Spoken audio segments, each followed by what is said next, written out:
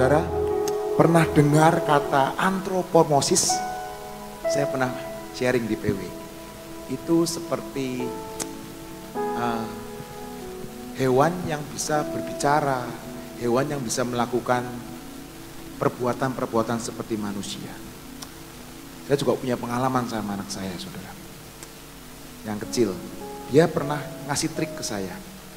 Papa, tikus yang kakinya dua namanya apa, Pak? Ada yang tahu? Mickey Mouse, ya. Nah, kalau bebek yang kakinya dua, Donald Bebek, salah. Semua bebek kakinya dua. Nah, itu dia.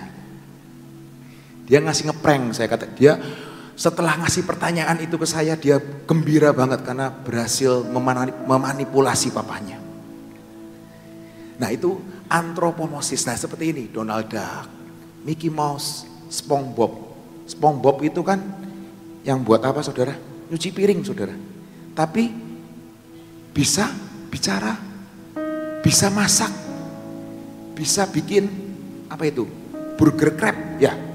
Ya itu yang punyanya Mr. Crab itu yang rahasia banget, hanya SpongeBob. SpongeBob yang masak aja nggak tahu rahasianya apa. Gitu.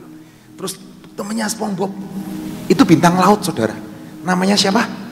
Nah, itu dia, Patrick namanya. Jadi, saudara, itu namanya antropomorsis. Dan ternyata di Alkitab sebelumnya Tuhan itu sudah menuliskan itu lewat hamba-hambanya. Ini nanti belum. Jadi Tuhan itu sudah menuliskan itu di Alkitab. Contohnya apa? Di Mazmur 91 ayat 4 berkata, dengan kepaknya ia akan menudungi engkau di bawah sayapnya. Engkau akan berlindung. Kesetiaannya ialah perisai dan jadi Tuhan burung ya? Salah, saudara. Itu antropomorsis. Seakan-akan dia itu seperti burung Raja Wali yang menaungi anak-anaknya dan melindungi anak-anaknya. Tuhan kesetiaannya ialah perisai dan pagar tembok. Oh, kayak tembok di rumah saya ya? Ya bukan. Bisa ngerti sampai di sini, saudara? Bisa ngerti, saudara? Saudara sering dengar Pak Daniel sering ngomong, kita adalah ranting-rantingnya, pokok anggurnya adalah Yesus. Oh, berarti kalau gitu Yesus itu tanaman? Ya bukan. Bisa ngerti sampai sini? Kita harus nempel, melekat, maksudnya seperti pokok anggur dan ranting-rantingnya itu kita. Itu Alkitab menuliskan banyak hal seperti itu, saudara. Nah, hari ini baru masuk tadi. Kita mau buka Yohanes 10 ayat 9, saudara. Itu film kartun, film apa, sering untuk membuat supaya kita ini nangkep. Oh, kita ini mengenal Tuhan kita mengenal karakter Tuhan. Oh, seperti itu. Nah, ini yang lucu lagi. Yohanes 10 ayat 9. Akulah pintu. Aku ini siapa? Yesus. Amin. Barang siapa masuk melalui aku, ia akan selamat. Dan ia akan masuk dan keluar dan menemukan padang rumput. Dia menyamakan dirinya seperti pintu. Tapi apakah dia itu seperti pintu yang seperti kita mungkin sering buka di rumah? Enggak gitu juga, saudara. Tapi dia berkata, melalui dia kita mempunyai akses kepada Bapa di surga. Amin. Melalui Yesus yang adalah pintu, kita boleh masuk nanti dalam kerajaan surga. Amin. Melalui dia, Yesus, kita bisa menerima janji dan berkat-berkat Tuhan. Amin, saudara. Katakan amin kanan kirimu. Amin. Dialah pintu itu. Amin. Hari ini mungkin saudara berkata, pintu. Dan tema kemarin waktu Samsom Dabas kesini, pastor, apa? The years of the open doors. Amin. The years of open doors. Yesus adalah pintu. Karena dia berkata, akulah pintunya. Amin saudara. Seringkali saudara, kalau saudara mungkin sekarang, ya aku terima berkat, aku terima janji, aku mau. Tapi ini yang saya percayai saudara. Kalau kita setia dan bertanggung jawab kepada harta orang lain yang kita dititipkan ke kita, pasti percaya Tuhan akan memberikan kita harta sesungguhnya. Sama aja hari ini, kita ini semua tidak ada yang begitu lahir bawa emas gelondongan di leher, pakai kalung 500 gram, begitu lahir keluar dicesar. Ini harus dicesar, nggak bisa lahir normal karena di dalamnya bawa kalung 2 kilo. Ada? Saya belum pernah dengar saudara. Zaman dulu mungkin kalau meninggal dibawain harta ya saudara ya. Tapi kejadiannya nanti kuburannya digali ya saudara, itu yang parah. Tapi percaya saudara dan saya tidak pernah dengarkan orang lahir bawa emas 500 gram di leher, nggak ada. Kita semua ini yang dipunyai kita semua ini hanya titipan, betul. Kita harus setia dan bertanggung jawab. Maka kita akan dipercayakan harta sesungguhnya yang dari surga itu. Amin. Yesus adalah pintu. Dan permasalahannya saudara, sebuah pintu identik dengan apa sih? Tadi udah dibocorin sama multimedia. Kunci bukan jendela ya saudara ya. Pintu jendela kan biasanya. Pintu itu identik yang nempel biasanya apa? Kunci saudara.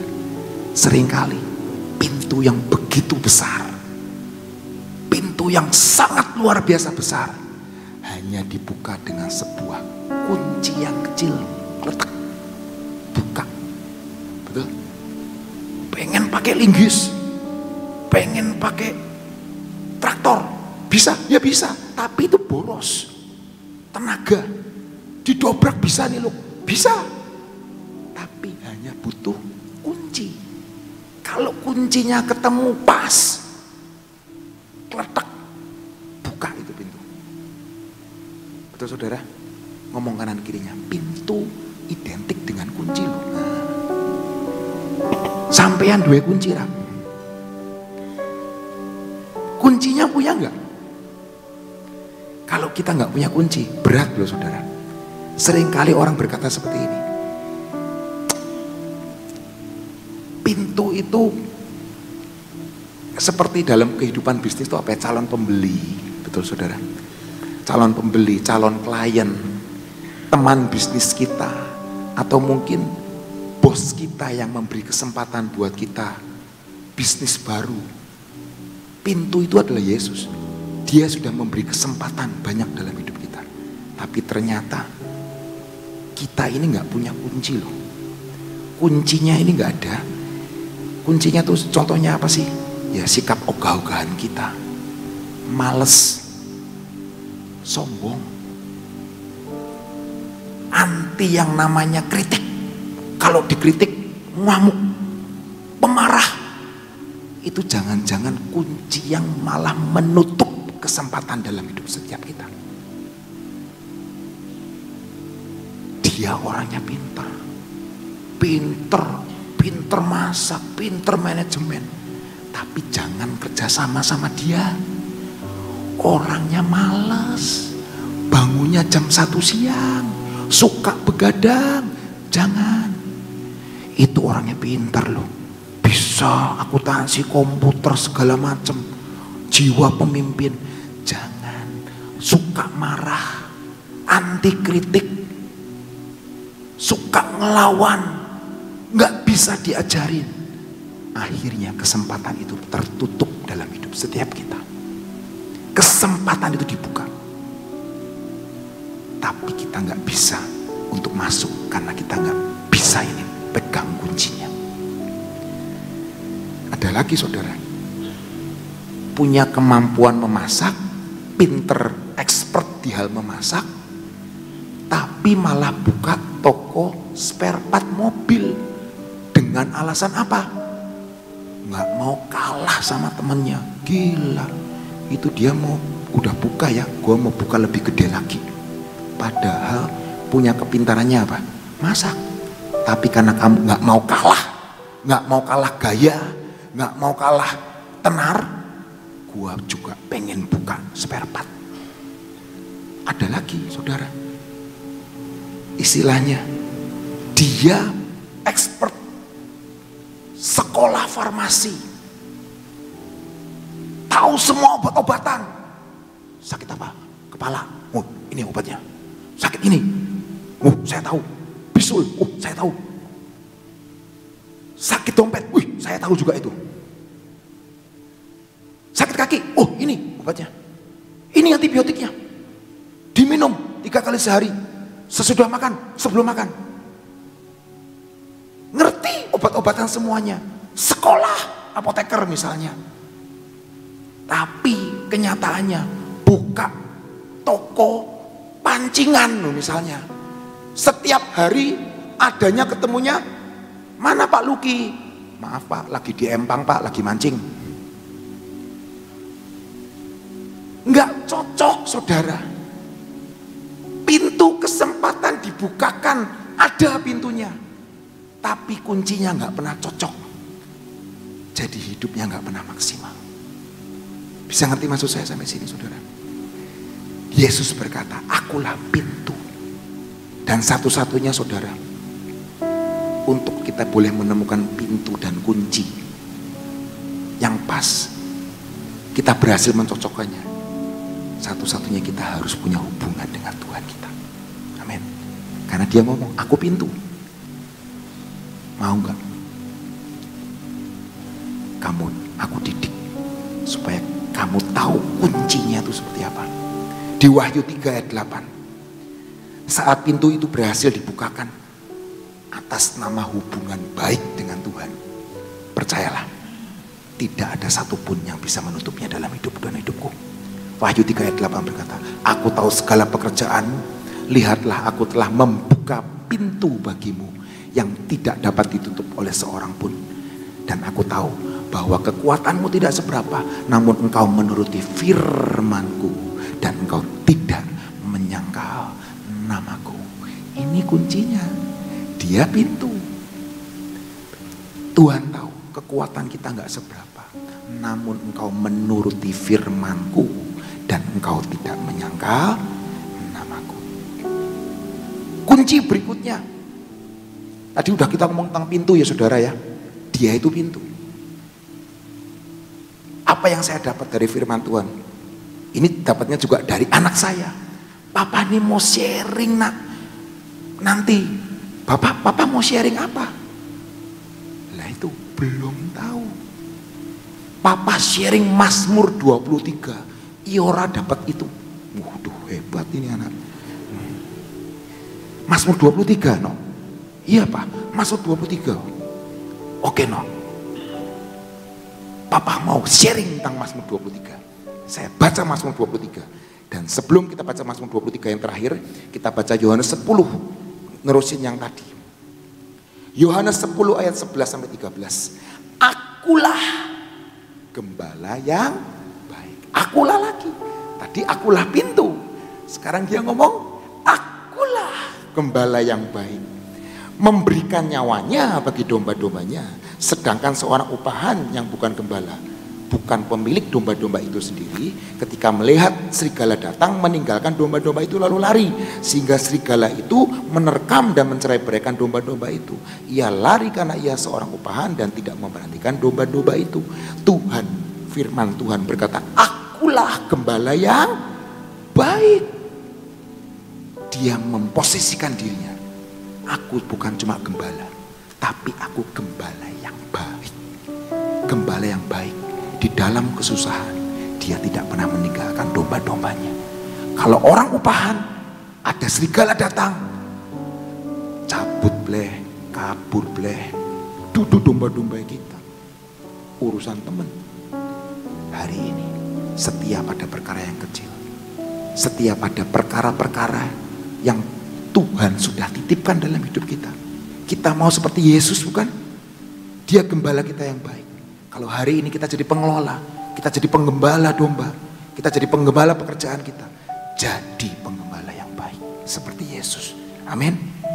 Dan di sini berkata, di Mazmur ayat terakhir saudara, Mazmur 23 berkata ayat 1 sampai 4. Tuhan adalah gembalaku, takkan kekurangan aku.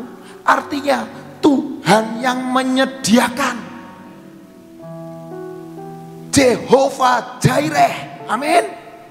Ayat berikutnya dia berkata, ia membaringkan aku di padang yang berumput hijau. Dan ia membimbing aku ke air yang tenang. Artinya adalah ia membimbing aku ke air yang tenang. Artinya gambar dari damai dan menunjukkan Jehovah Shalom. Amin. Dan berikutnya saudara berkata, ia menyegarkan jiwaku. Artinya apa? Dalam bahasa Indonesia sehari-hari, ia memberi kesembuhan, ia memberi kekuatan. Artinya Jehovah Rafa. Dari Mazmur 23 kita sudah menemukan 3 nama Tuhan. Dan yang terakhir sampai ayat keempat, saya nggak akan teruskan sampai ke ayat keempat dulu. Sebagai gembala dia berkata, ia menuntun aku di jalan yang benar oleh karena namanya. Kita bukan orang benar, kita adalah orang yang dibenarkan. Jehovah Tsidkenu. Yakub ketika dia masih bersalah sama Esau, Tuhan gak pernah mengganti namanya. Ketika dia sudah berdamai dengan Esau dan dia mengakui semua kesalahannya, dia diberi nama baru, Israel, yang artinya my prince, pangeranku. Artinya apa saudara? Satu kunci untuk membuka pintu berkat itu, menempatkan diri kita sebagai domba-dombanya Tuhan. Biar dia berkata, akulah gembala yang baik. Maukah hidupmu dan hidupku digembalakan oleh Yesus Kristus Tuhan sendiri? Dan percayalah, dia Tuhan yang akan menyegarkan jiwamu. Dialah Jehovah Rafa, dialah Jehovah Shalom, dan dialah Jehovah Tsidkenu. Mari bangkit berdiri. Kita mau berkata, bila Engkau Tuhan yang tak besertaku, aku tidak mau melangkah Tuhan. Jesus, yang namanya Shalom. Bila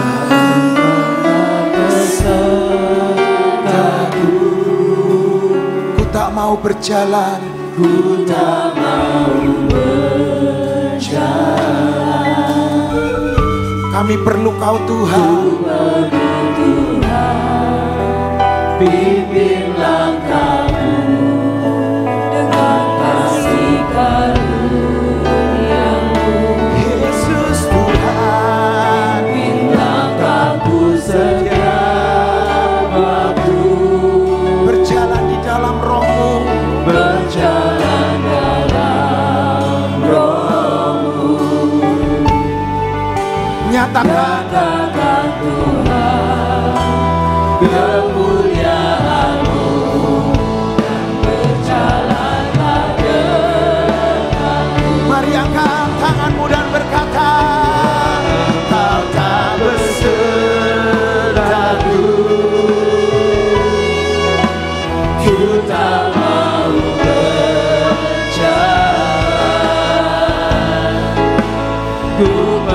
Kami perlu Kau Tuhan, pimpin langkahku dengan kasih karunia-Mu.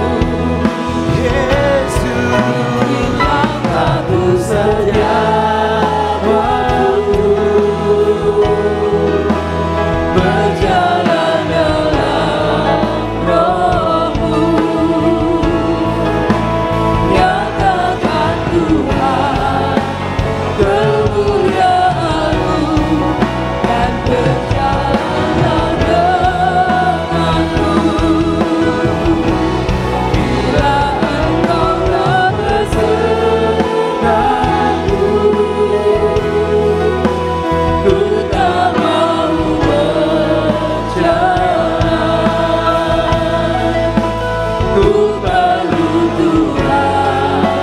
Bila